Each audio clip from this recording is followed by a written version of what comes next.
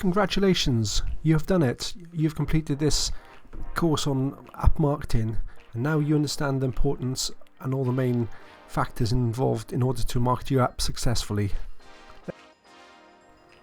So what have we learnt? If you don't have a good marketing strategy and an implementation plan, you will really struggle to get people to find and install your app.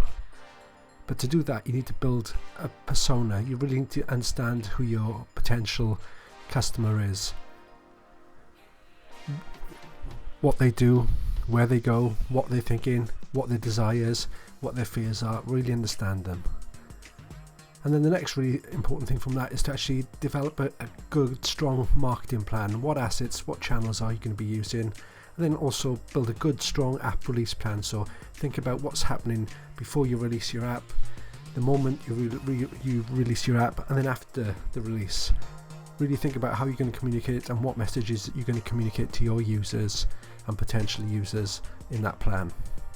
And again, we mentioned earlier about identifying your marketing channels. So we're thinking about using the existing assets where available, your social accounts, your websites, your YouTube accounts, whatever you got. Use your assets to the best that you can, and sometimes they're physical assets as well. Don't forget about the physical assets, or physical advertising as well. Just think about where your users go and how best to communicate to those users.